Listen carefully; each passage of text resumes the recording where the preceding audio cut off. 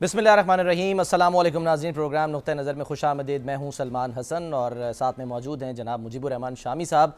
आज एक बार फिर हम देख रहे हैं बड़ा हंगामा खेज़ दिन, और ख़ास कर जो इसका यानी कि जो दूसरा पहर था वो बड़ा ही तेज़ तरीन साबित हुआ, और उसमें ऐसी ख़बरें आई हैं अचानक, ख़ास कर जो अब से कुछ देर पहले आप तमाम मीडिया चैनल्स पर इस वक्त देख रहे थे स्क्रीन्स पर, कि जनाब जस्टिस एजाजुल एहसन साहब जो हैं वो भी मुस्ताफ़ी हो गए हैं। यानी 2 दिन में सुप्रीम कोर्ट के 2 जो सीनियर जजेस थे उनके इस्तीफ़े आ गए हैं। एक रोज़ पहले हमने देखा था कि जस्टिस मज़ाहिर अली अकबर नकवी साहब वो अपने ओहदे से मुस्ताफ़ी हुए, उन्होंने इस्तीफ़ा सदर मुमलिकत को भिजवाया, वो मंजूर भी हो गया।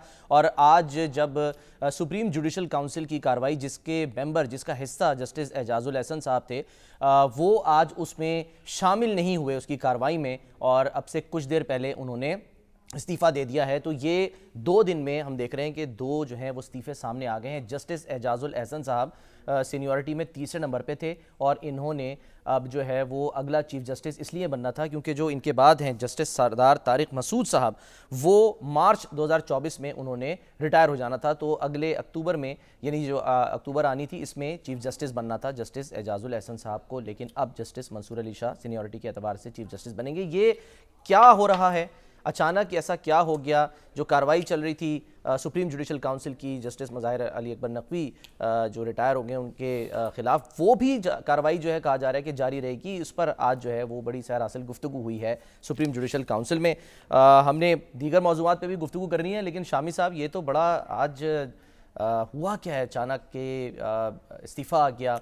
कुछ चमगोइयाँ भी थीं, कुछ ख़बरें भी थीं, उस पर भी बात करेंगे, लेकिन ये अचानक आपको क्या लगता है कि इससे क्या इम्प्लिकेशंस आएंगी आने वाले दिनों में? देखिए, ये पल भर में क्या माजरा हो गया कि जंगल का जंगल हरा हो गया। देखिए, सुप्रीम कोर्ट के जो हमारे जज हैं उनमें तकसीम की खबरें तो कई दिनों से आ रही थी ना, काफ़ी अरसे से। और ज़ाहिर है सुप्रीम कोर्ट के जो जज होते हैं वो हम ख्याल भी नहीं होते, उनको एक दूसरे से इख्तलाफ करना चाहिए और एक दूसरे से मुख्तलिफ राय रख सकते हैं, वो रखनी भी चाहिए, क्योंकि ये तो इंटरप्रिटेशन है ना कानून की, बिल्कुल, और दस्तूर की, उसके एक मुख्तलिफ नुक्ता है नज़र हो सकते हैं। लेकिन यहाँ कुछ मामलात पर्सनलाइज हो गए थे, और वाज़ेह तौर पर नज़र आ रहा था कि 2 धड़े बन चुके हैं जजों के, और हमारे जस्टिस उमर अता बंदयाल साहब से बार बार ये दरख्वास्त होती रही कि वो फुल कोर्ट तश्कील दे दे या फुल कोर्ट का इजलास बुला ले। इससे पहले रवायत ये थी कि फुल कोर्ट का इजलास जो है वो चीफ जस्टिस वक्तन फ़वक्तन बुलाते रहते, उनमें जज जो हैं वो आपस में तबादला ख्याल भी उनका होता रहता है, और अगर कोई अहम मसला हो और दस्तूरी मसला हो और कानूनी मसला हो, बिल्कुल, तो फुल कोर्ट का बेंच बनाने से भी गुरेज नहीं किया जाता। लेकिन अब जस्टिस उमर अता बंदयाल साहब ने फुल कोर्ट ना तो इजलास बुलाया ना बेंच बनाया, और वो 2-3 जो जज हजरात थे जिनमें जस्टिस एजाजुल एहसन भी शामिल थे, उनके दाएं हाथ थे, वो राइट साइड पे थे, उनके तकरीबन हर बेंच का हिस्सा होते थे, हर बेंच का हिस्सा होते थे, और वो फैसले करते चले गए।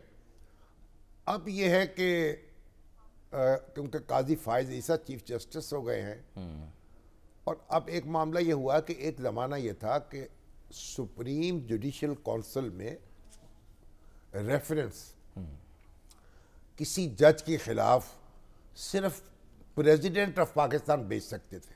सही, यानी सदर पाकिस्तान के अलावा कोई दूसरा उनकी शख्स रेफर नहीं कर सकता। तो जो भी शिकायत आती थी सदर साहब के पास बराह रास्त या हुकूमत के पास, वो फिर छान फटक करके फिर सुप्रीम जुडिशल काउंसिल को भिजवाई जाती थी, वो मुनासिब समझती थी, फिर नोटिस जारी करती थी। लेकिन अब बीच में ये तरमीम आई, उसमें ये हुआ कि हर शख्स को ये इख्तियार हक मिल गया या इख्तियार मिल गया कि वो किसी भी जज के खिलाफ अगर उसके पास कोई मवाद मौजूद हो तो वो सुप्रीम जुडिशल काउंसिल में बराह रास्त रेफरेंस दायर कर सकता है। सही, और ये पाकिस्तान बार काउंसिल भी और बार एसोसिएशंस भी انہوں نے بھی حق استعمال کرنا شروع کر دیا. تو اب پہلے تو ایک بڑا ریفرنس مشہور ہوا قاضی فائز عیسیٰ کے خلاف جو آیا, بالکل, اور عمران خان صاحب کے دور حکومت میں تو صدر مملکت نے اس ریفرنس کو بھیجا اور قاضی صاحب نے اس کا ڈٹ کر مقابلہ کیا, بالکل, اور اپنا مقدمہ لڑا. ان کی بیگم صاحبہ بھی جو تھی ساتھ رہی, وہ بھی پیش ہوتی نہیں عدالت میں. سعد رسول صاحب ہمارے ساتھ موجود ہیں, سعد رسول صاحب مقدمہ جیت گئے. اب یہاں معاملہ ہے, اب آیا مظہر علی اکبر نقوی صاحب کا.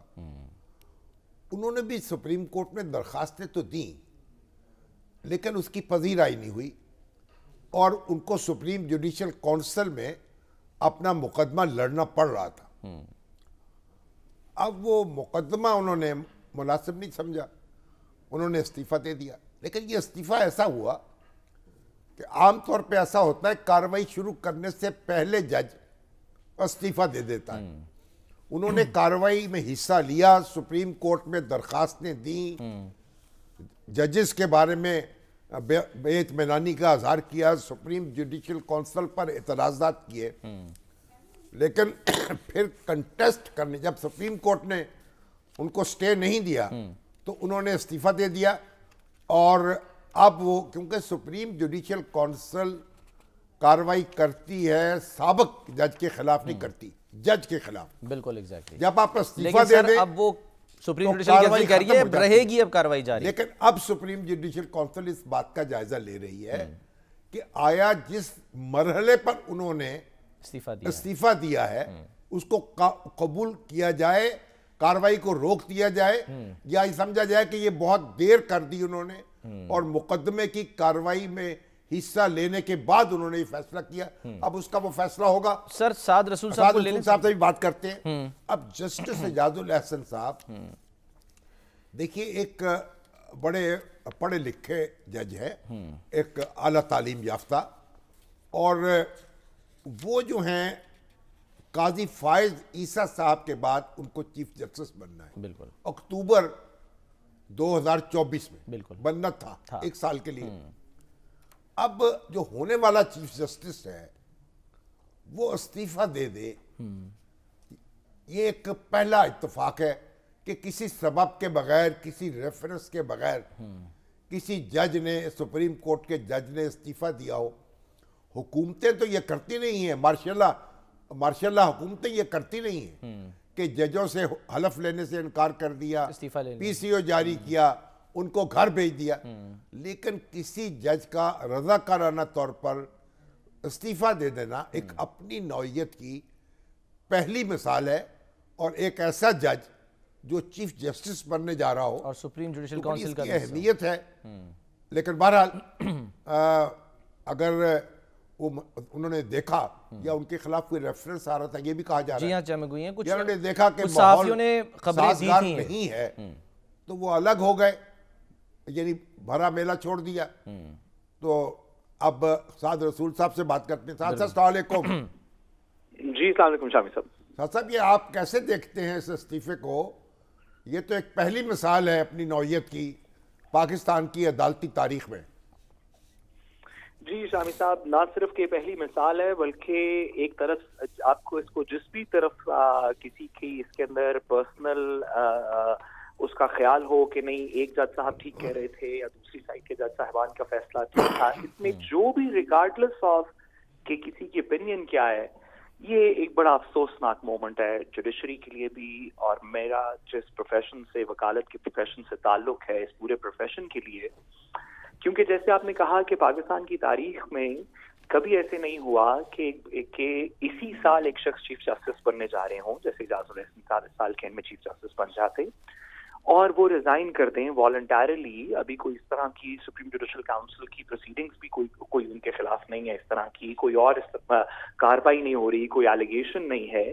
جسٹس مظاہر علی اکبر نقوی کا بھی اسی طرح افسوسناک ہے بات, کیونکہ مجھے بطور قانون کا طالب علم دیکھ کے دور سے سپریم کورٹ کا حصہ نہ ہوتے ہوئے, ان کی انٹرنل ڈائنامکس کا حصہ نہ ہوتے ہوئے بھی دور سے ایز اے وکیل لگ یہ رہا ہے کہ جج صاحبان نے کچھ ڈس اپوائنٹمنٹ میں کچھ پروٹیسٹ میں، کچھ ڈسپوائنٹمنٹ میں، کچھ شاید اس بات کا احساس کرتے ہوئے کہ ان کی سنوائی نہیں ہو رہی یا نہیں ہوگی پراپرلی، بظاہر لگتا ہے کہ اس طرح کی اس کے اندر فیکٹرز انوالو تھے، اور یہ اچھا ہوا برا ہوا، کس کے حق میں ہوگا کس کے خلاف ہوگا، اس سب چیزوں سے لا تعلق ہو کے جوڈیشری کے لیے، انصاف کے لیے، ہمارے آئین کے سٹرکچر کے لیے یہ کوئی بہت اچھی نظیر نہیں ہے۔ اچھی نظیر تو نہیں ہے، لیکن بہرحال اس سے پہلے بھی چیف جسٹس جو ہیں ان کو ماشاء اللہ نے الگ کیا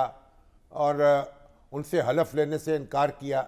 ہمارے چیف جسٹس انوار الحق جنہوں نے نصرت بھٹو کیس میں تو ایک جواز دے دیا جنرل ضیاء الحق کے ماشاء اللہ کو، پھر ذوالفقار علی بھٹو کے کیس کا فیصلہ کیا، لیکن پی سی او جاری کیا گیا تو انہوں نے بھی حلف اٹھانے سے انکار کر دیا اور ان کو اس طرح گھر بھیج دیا گیا۔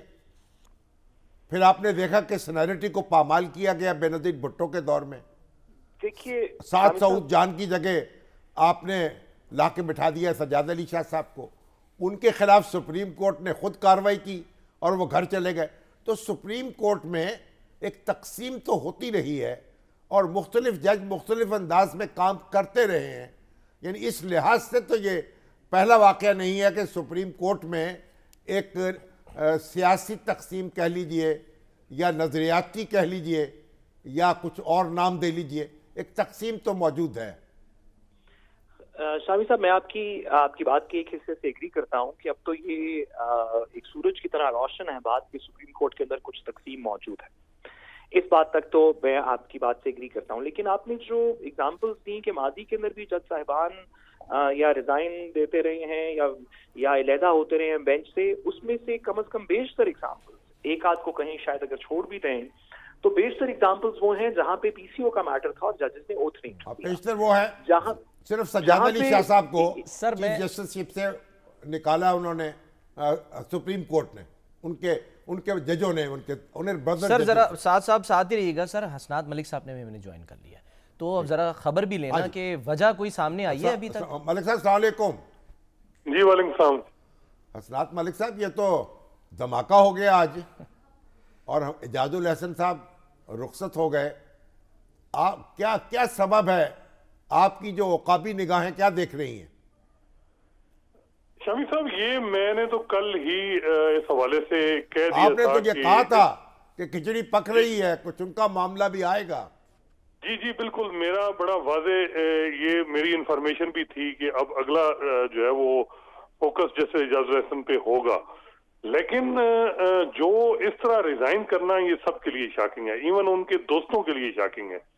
سارے دوست جو ہیں وہ حیران و پریشان ہیں اور کسی کی بھی ابھی تک بات نہیں ہو رہی جیسے اعجاز الحسن سے کہ کیا وجہ بنی کہ انہوں نے اتنی جلدی کیوں ریزائن کر دیا۔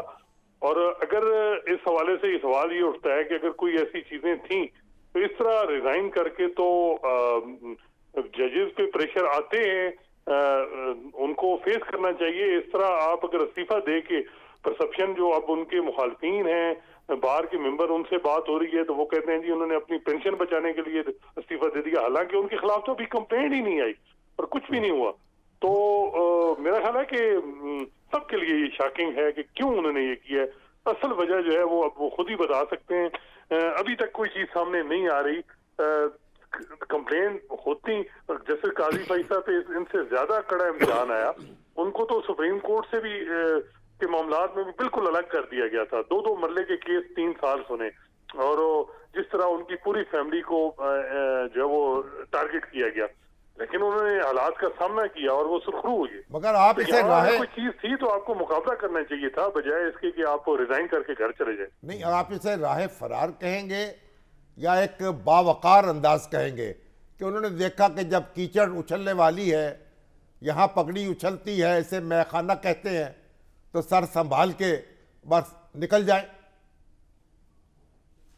لیکن یہ ہو سکتی ہے بات واضح اب یہی ہے کہ وہ کہ جی الزامات سے بچنے کے لیے، لیکن یہ ساری چیزیں جج جو ہے وہ اس کو فیس کرنی ہوتی ہیں وہ، اور یہ انہوں نے جتنے ایون ان کے جو ناقد ہیں وہ بھی اس وقت سکتے میں ہے کہ یہ ہو کیا گیا، کس طرح کر دیا۔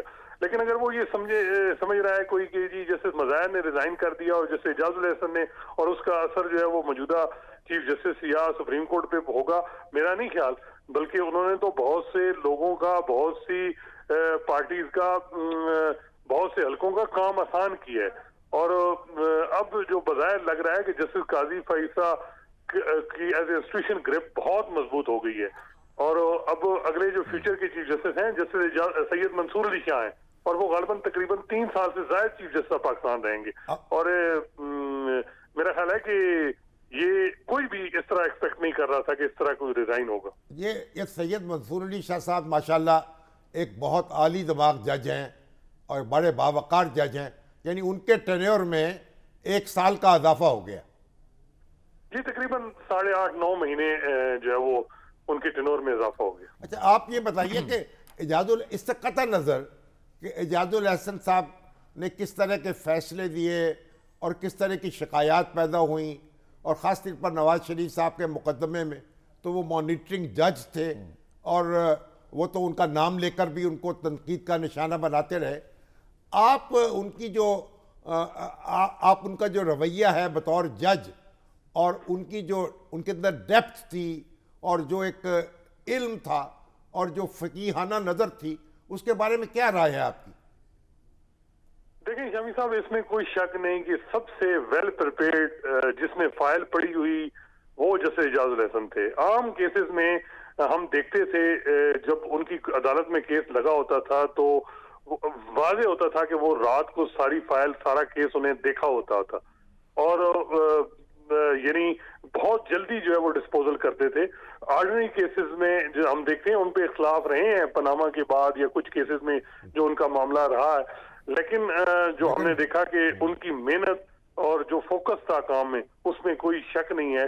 اور اسی وجہ سے جو سابق چیف جسٹس صاحبان تھے، چاہے وہ عمر رضا بندیال، چاہے گلزار احمد، چاہے وہ ثاقب نثار، انہوں نے ان کو ساتھ رکھا کیونکہ وہ ان کا برڈن شیئر کرتے تھے، اور وہ بہت محنتی جج تھے، اس میں کوئی شک نہیں ہے. ابھی جو سیویلینز کے ٹرائل ہیں ملٹری کورٹ میں، ان کے بارے میں بھی انہوں نے بڑا ایک ایسا فیصلہ دیا تھا جسے یاد رکھا جائے گا.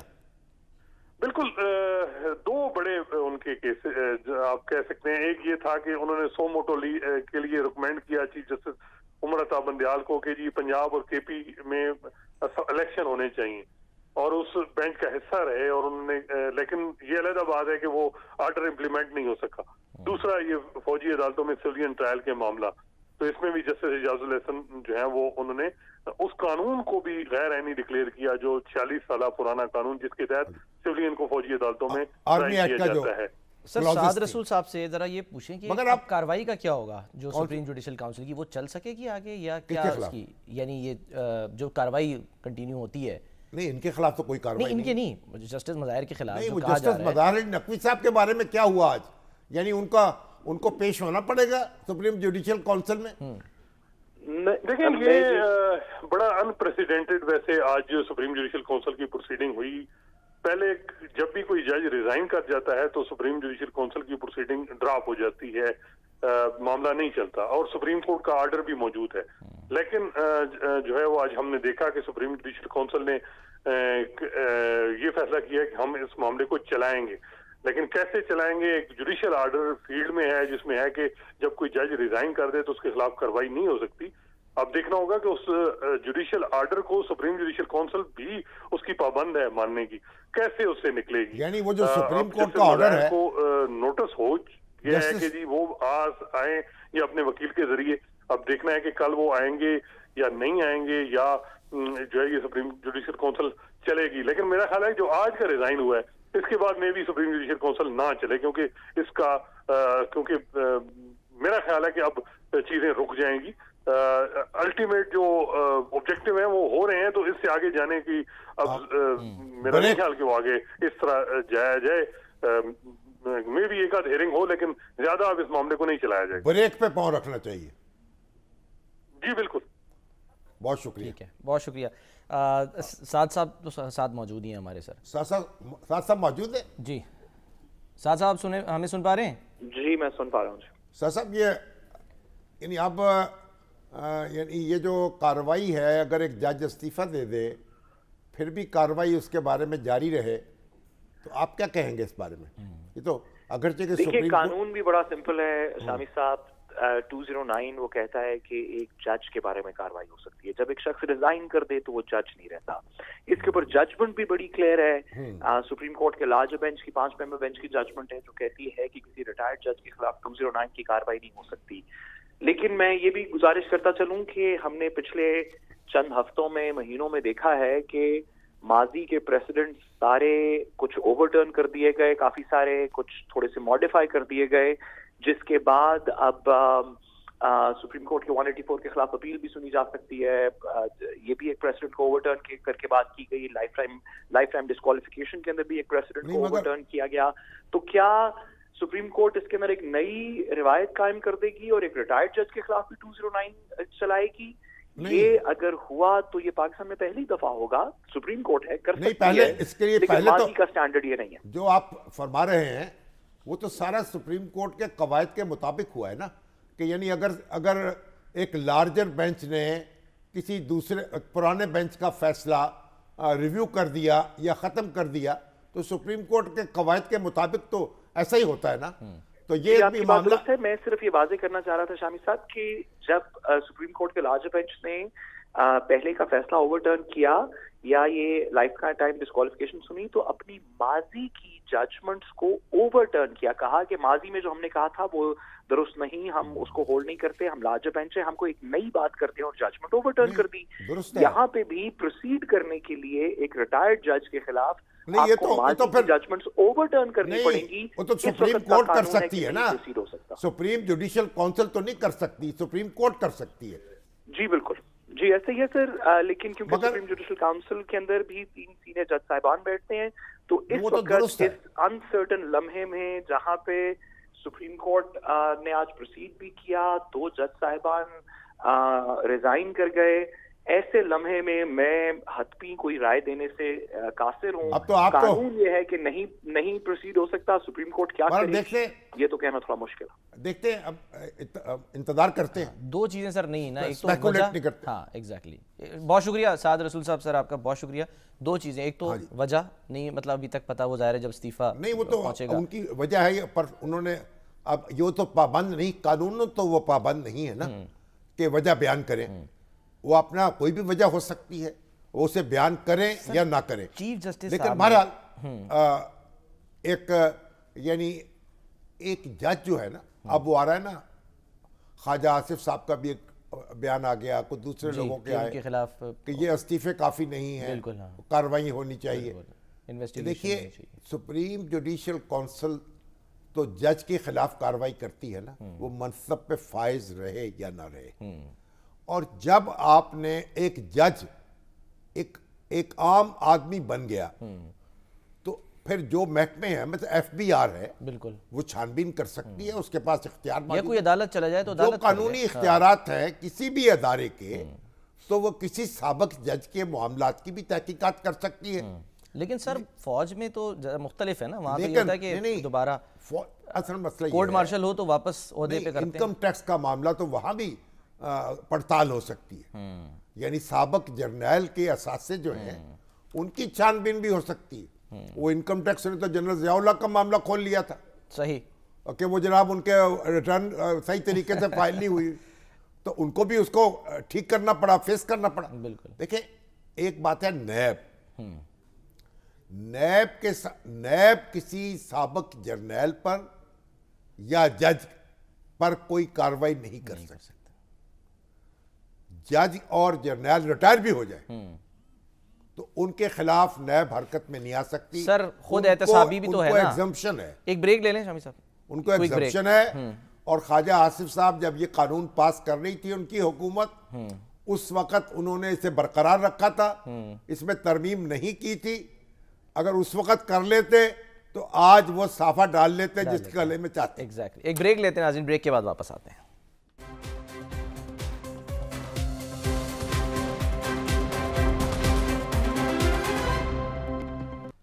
वेलकम बैक नाजरीन। आज की अहम तरीन खबर जो है वो ब्रेक से पहले हम डिस्कस कर रहे थे और शामी साहब ने उस पर काफ़ी तफसील से गुफ्तगू की।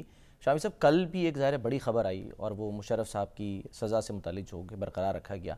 अकरम शेख साहब जो हैं हमारे साथ मौजूद हैं, प्रोसिक्यूटर थे ना? जी बिल्कुल। लेकिन मुझसे पहले ये गुफ्तगू करते हैं। अस्सलाम वालेकुम।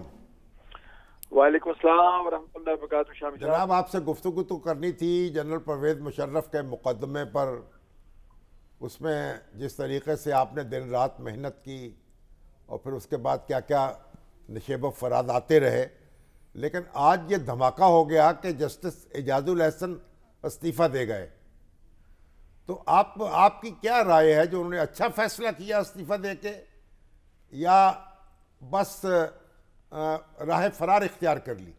शामी साहब, मैं समझता हूँ शामी जो एजाजुल एहसन साहब का इस्तीफा है, ये बड़ी मेरे लिए अफसोस का लम्हा है। और मैं चूँकि उनको बहुत पुराने अरसे से शनासाई थी, राहो रस्म था, तो मुझे तो बहुत अफसोस है। मैं तो अफसरदा हूँ उनके इस्तीफे से। नहीं, वो तो उनका बड़े अच्छे जजों में शुमार होता था। बड़े अच्छे ही नहीं, वो फ़कीह थे, बहुत उनके अंदर डेप्थ थी।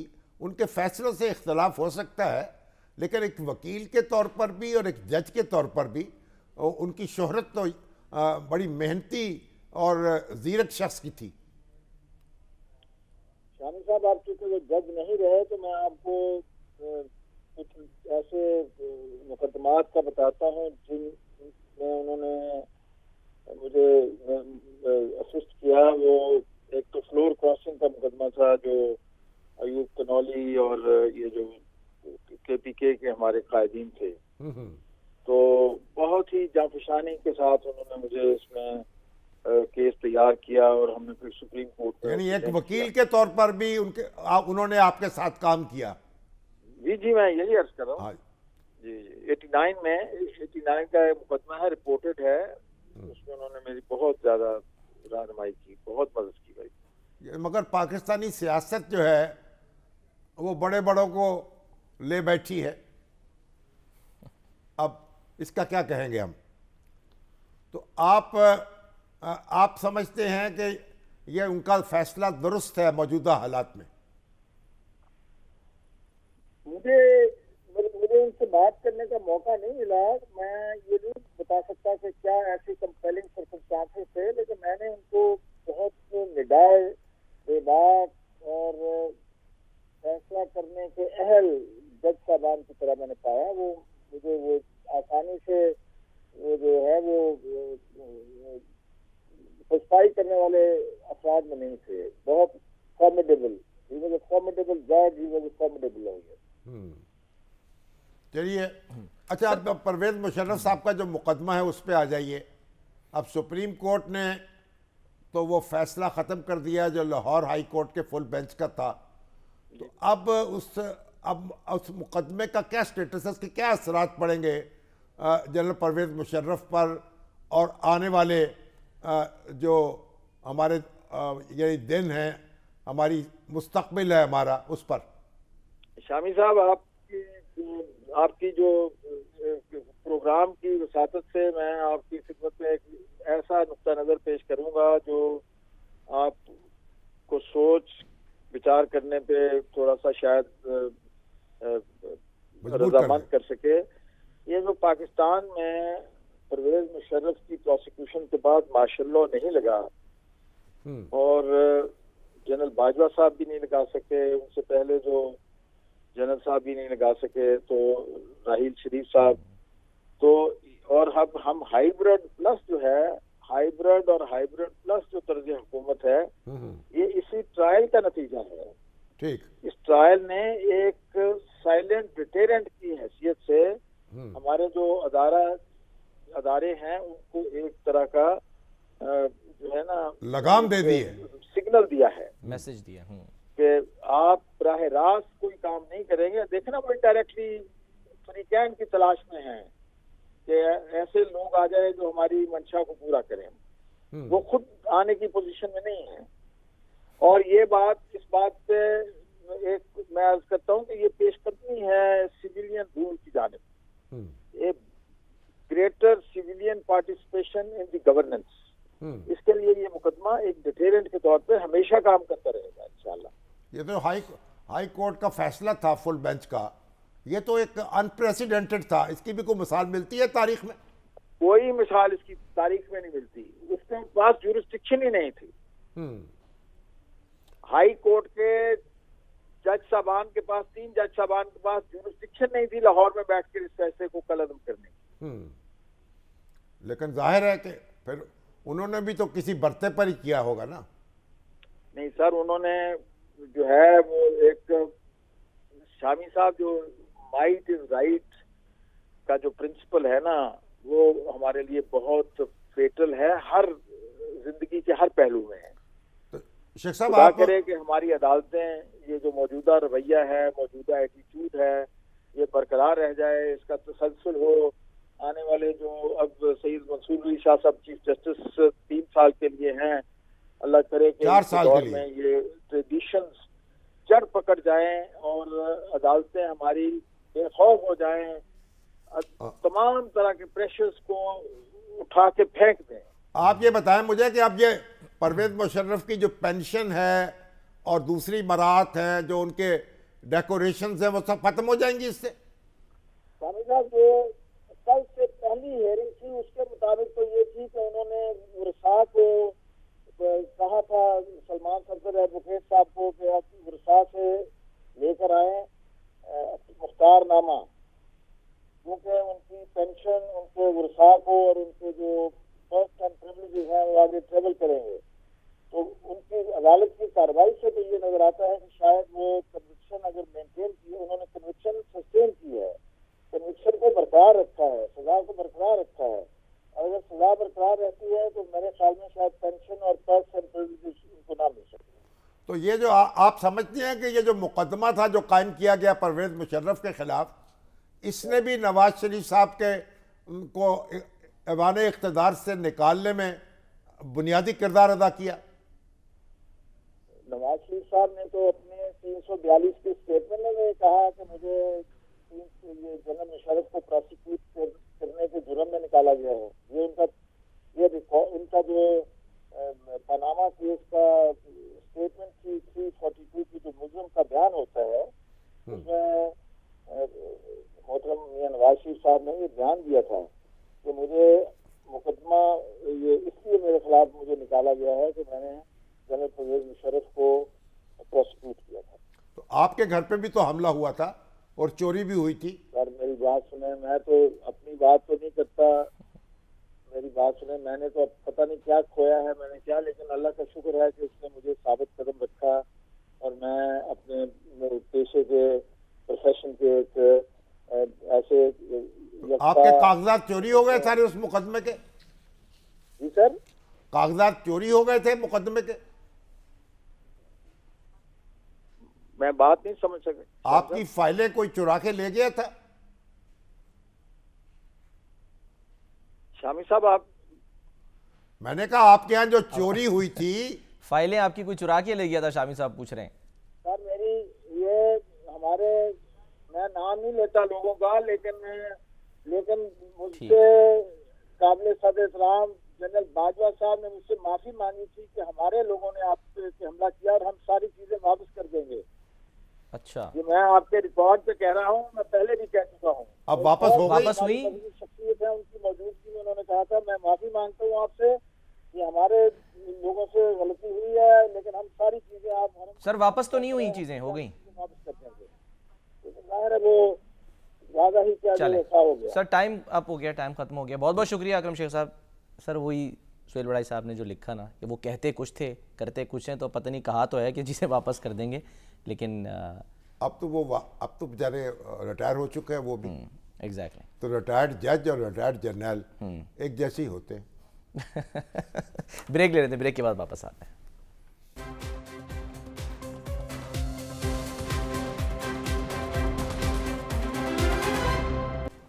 ناظرین پروگرام سے اب تک کے لیے اتنا ہی. اپنا بہت خیال رکھیے. اللہ حافظ.